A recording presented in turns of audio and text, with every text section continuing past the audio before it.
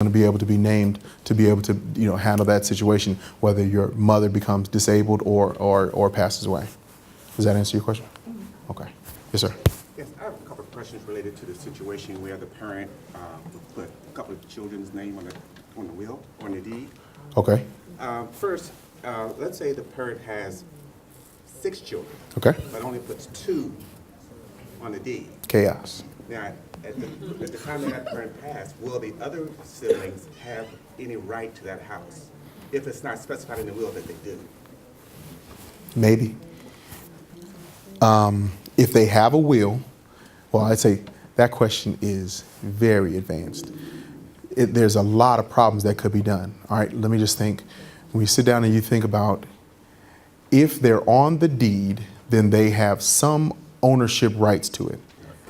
If the will says that at least, it could have so many different issues, but if the will says at least one other person has ownership rights to it, now you've automatically created chaos because now you've got to possibly sell this property in order to pay everybody off, right? Because, and I'll be honest, this is really the biggest reason, this is the biggest thing where I started doing estate planning, because of this is how this has ravaged our community.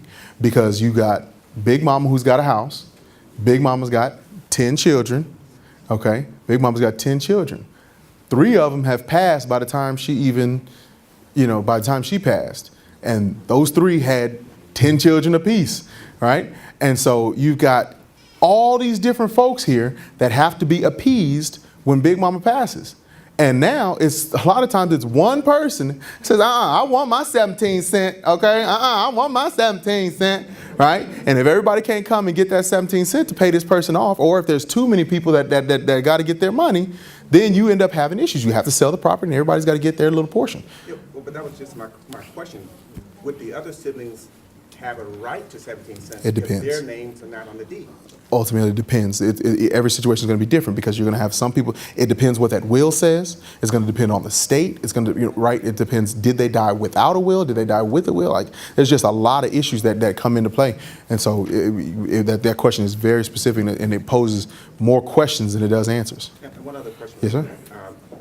Can a will stipulate that a house cannot be sold outside the family? You can write anything you want. Can it be enforced is the question, right? The question was, can a will stipulate that a house cannot be sold outside the family, right? So you want Big Mama's house to stay within the family. If somebody's going to sell it, you're going to have somebody in the family is going to have to buy it. But I think the idea is you can write it, but who's going to enforce it? And somebody, it's hard. There is no way to stop someone from assigning their right to somebody else. So it's going to be really hard to enforce. I'm out. Okay, so I think that's my time. Well, you got somebody else that's coming up that's even better than me, and so. Are any of you guys tax attorneys? Because God has tremendously blessed my wife and I financially, and I'm just tired of paying all these taxes. So I'm looking for someone that can help give me some tax shelter somewhere. So any of you guys tax attorneys? I have an associated, so if you give me your contact information. Okay. That's fine. All right. Well, thank you, everyone. I'm the family lawyer on the panel, so I try to stay in my lane. So I guess I did such a great job this morning. No questions, but thank you so much for your kindness. We really hope